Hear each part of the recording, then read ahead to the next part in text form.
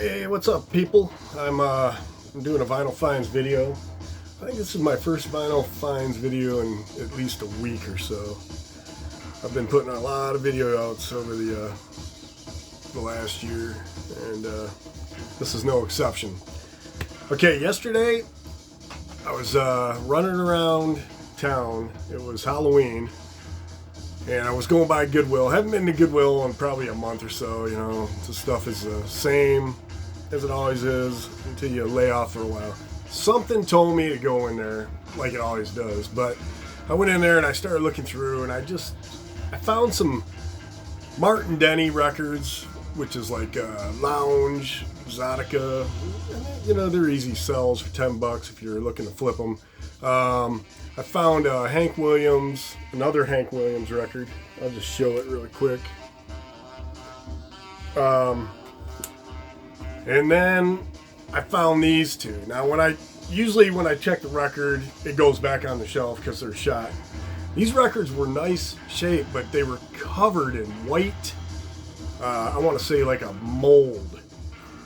Luckily, the cover's cleaned up really nice, and the first one is this Frankie Stein and his Ghouls, Monster Sounds and Dance Music. Now I have another copy of this, but look at it's pretty good shape, you know. And I don't know if it was just a musty basement these were in, but this is on that maroon with silver text. Now my other copy is a black label with the silver. They were both from '64, but I don't know, you know, maybe one was a East Coast, maybe one was a West Coast. Really can't find out that information, but anyway, that's cleaned up. Look at this. Rather nice. There's some I don't know, not a lot of surface marks on this. I would say this is easily a VG plus. Labels are nice, but I took one of those 409 antibacterial wipes and wiped down the inside of this jacket, and it looks nice now. You know, I got that white crap out of there. But anyway, that was the bigger one that I found. I don't know where to put the stuff. Hold on. I don't want to take too long on these videos because I know they get boring after a while. And this second one is the one I also had, but it's New Sounds of the Weirdos. And this album cover cleaned up really nice also. This is on the Mercury label. Again, cleaned up really nice.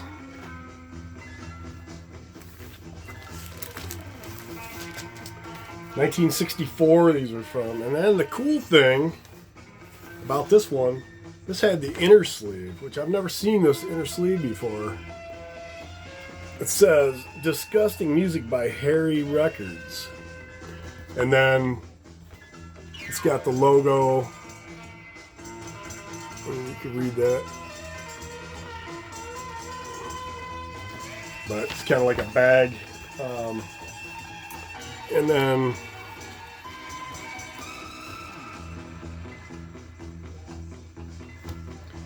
where did I see that?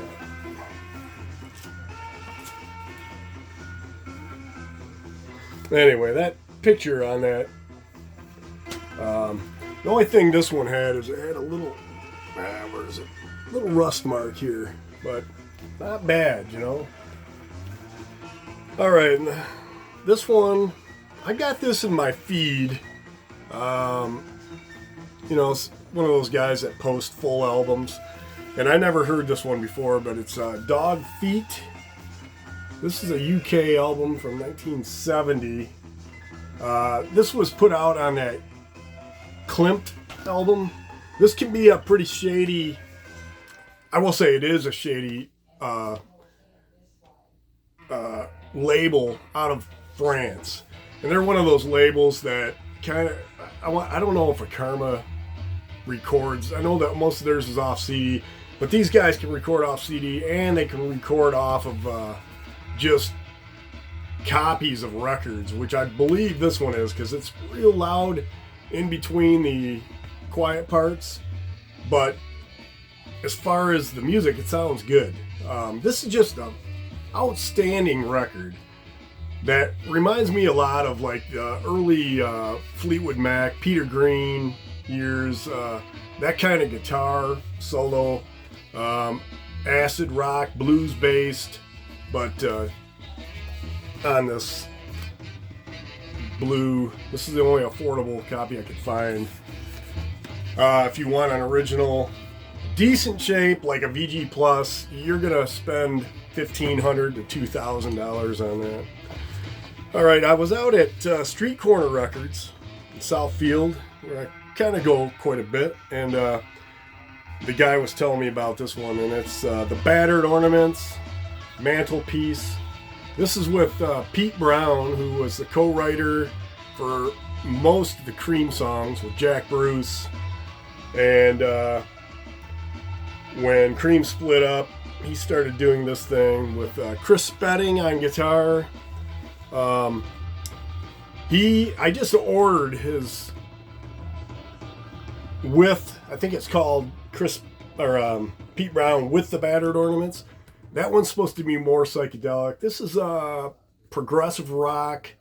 I would say, I don't want to call it fusion because it's not, but it's just a good record. But anyway, he was showing me this was on sale on their wall for $13, so I couldn't pass on that. It's got a little, if you want to, where am I here? I don't know if you can see that. Anyway, at this album, Pete Brown and Chris Spedding, they got into a little fight. Pete Brown left. Spedding basically took it over, and I think that was the last of it. And here's the label. Sounds really good. If you like, I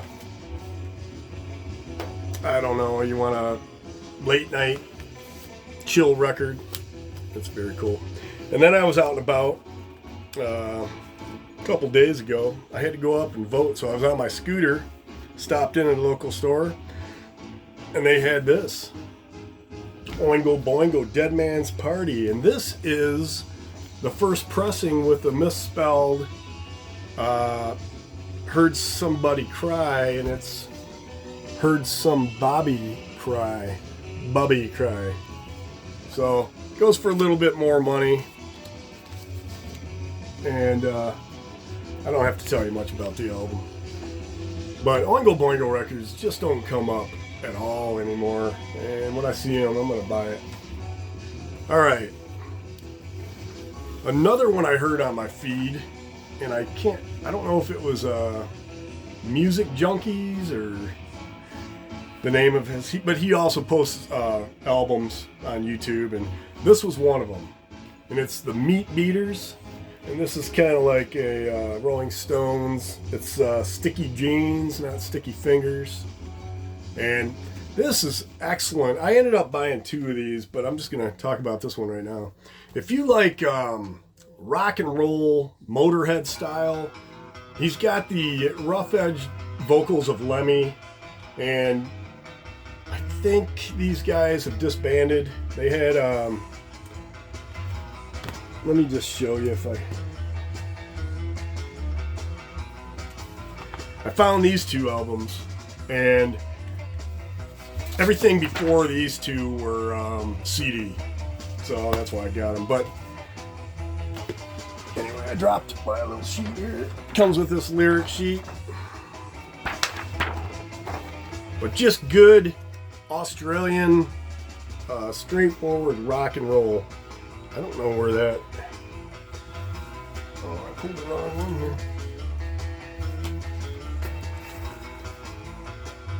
Alright, and then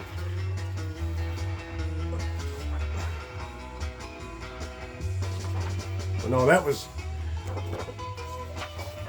the Oingo Boingo. This is the insert that came with it, the Meatbeaters.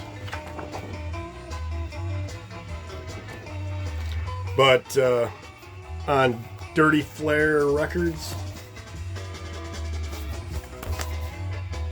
just black. All right, and this last one, I just picked out some of the cool stuff that I found. I could do new record finds for a long time. Anyway, this last one I got was the Ramones' Too Tough to Die B-sides, sessions, demos, and more. I don't know when this came out. If this just came out, it's on No Go Records, which is the title of one of their songs. I think 7 of these songs here made it to Too Tough to Die, but they have